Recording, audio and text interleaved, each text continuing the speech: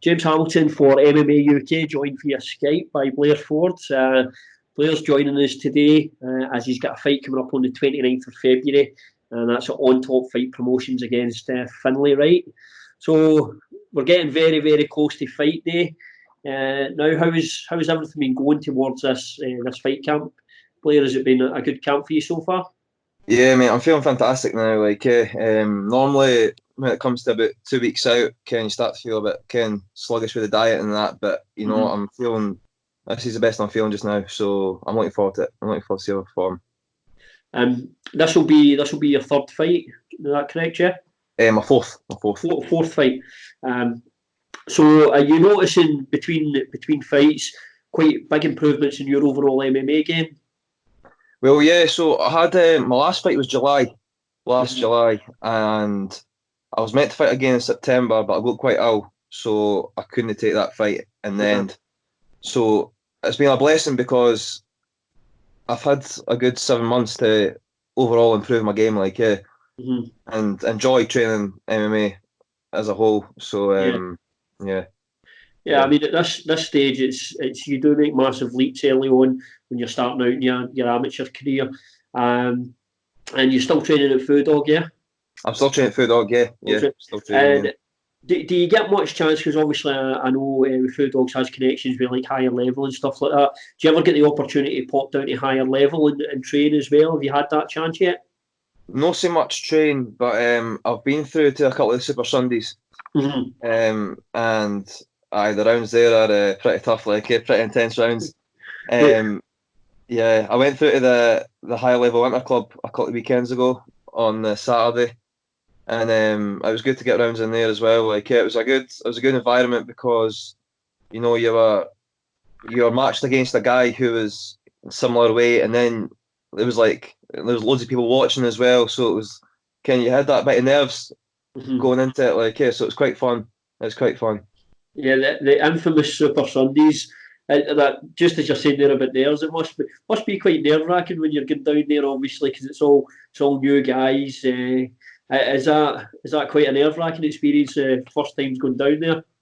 Well, going down there and a whole eye, you turn up and there's UFC fighters standing warming up and that, and you're like, oh god, what's happening here? But you also didn't realise there's multiple amateur champions standing on the mats as well. And the first time I went down there, I was a 0-1 amateur, and there's guys with multiple pro fights and amateur fights, so it was quite nerve wracking the first time, but it's good fun. They're all welcoming guys.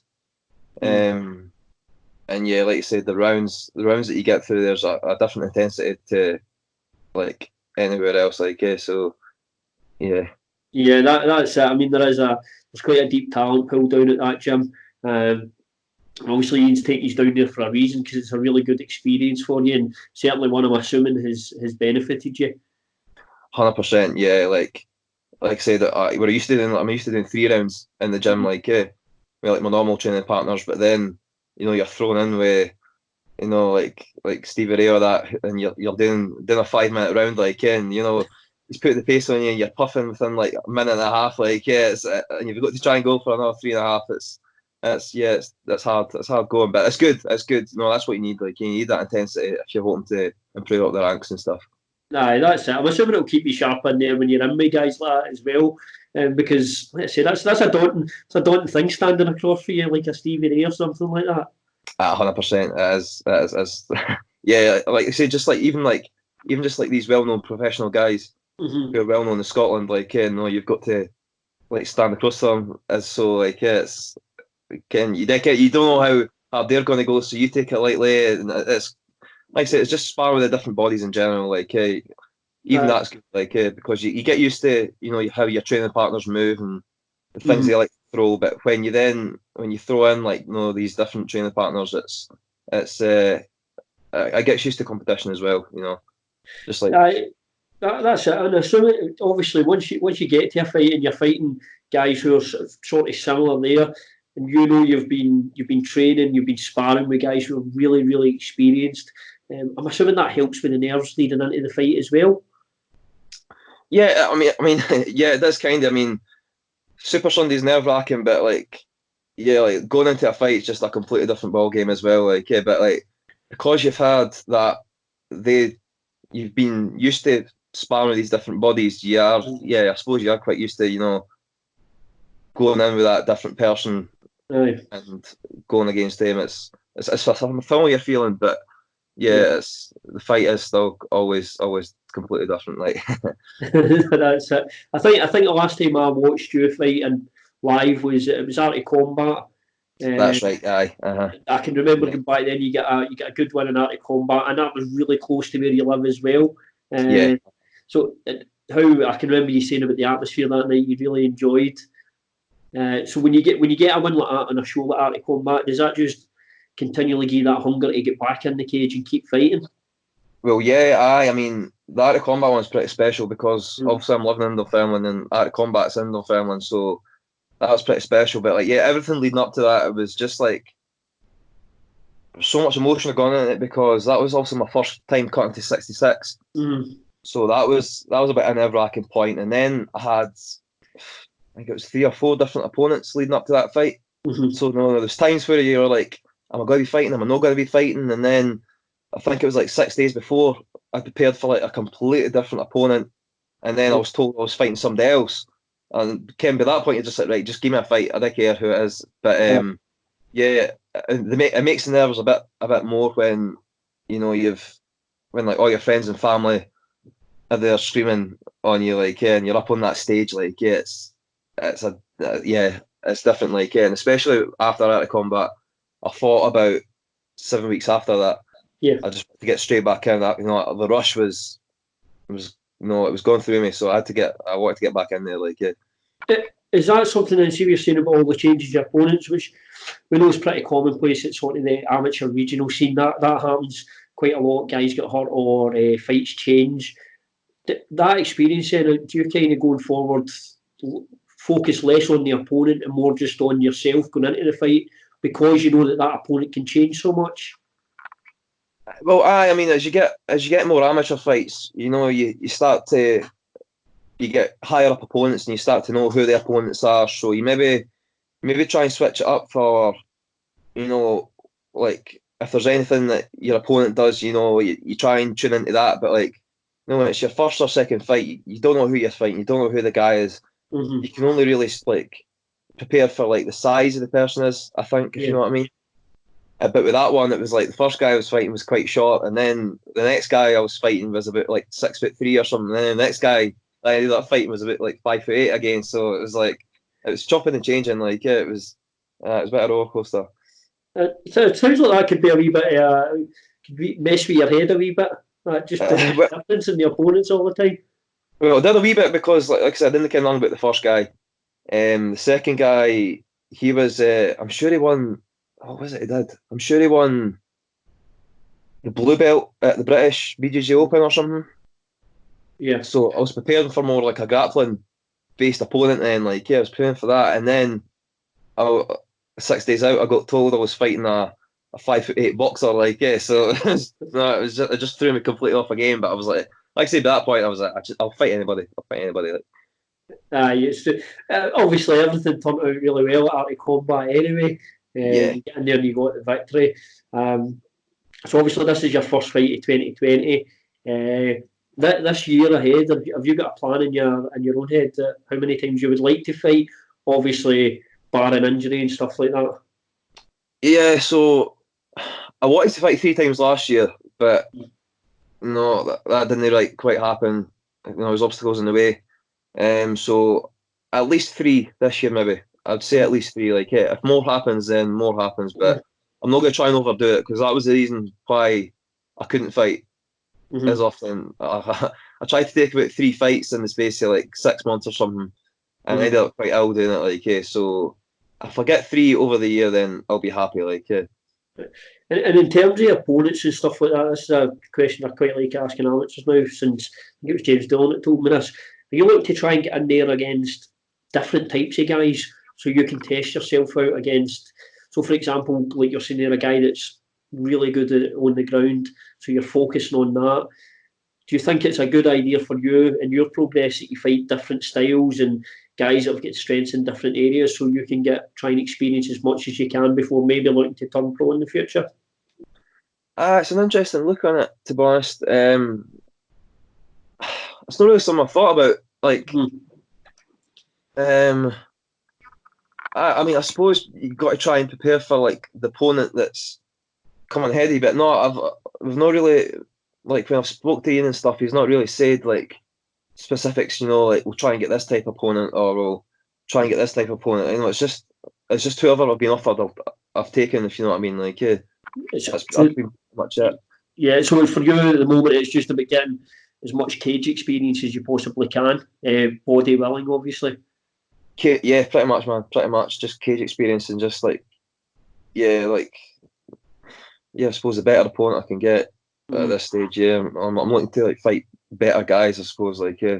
Aye, and with regards to the fight coming up on the 29th, so what's that, about just over a week away, say about 10 or 11 days out. So what's the next week and a half like for you? How does that look in terms of your training?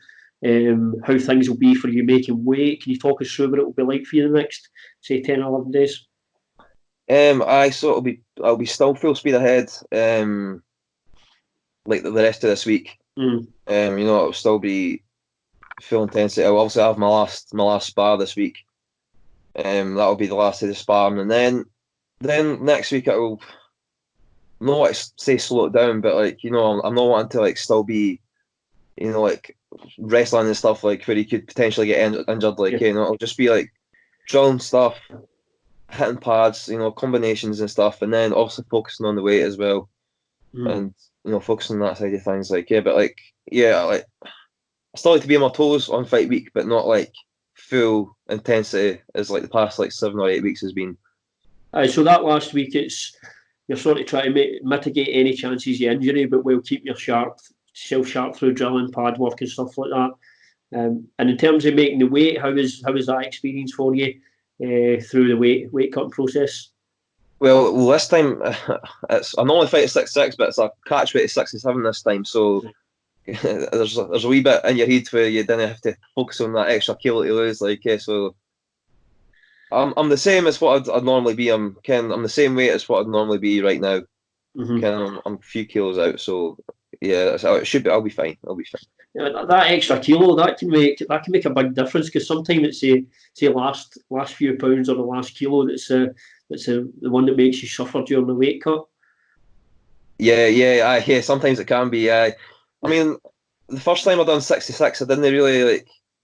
No, it was just purely through diet, and I made it pretty easy. Like, and it was the day before weigh-ins as well, so it was no hassle. I had full time to recover and whatnot. But my last fight, I got told. Well, according to us, it was the weigh-in was on the Friday. Do a video weigh-in, and that'd be it. And then I got told, I can't remember if it was on the Wednesday or the Thursday. So literally like a day before the weigh-in, that it was changed to day of weigh-ins, and I had to drive all the way up to Fraserburgh to weigh in. So that was a bit of a nightmare. Like, so I had to like postpone a lot of stuff, and like it was just like.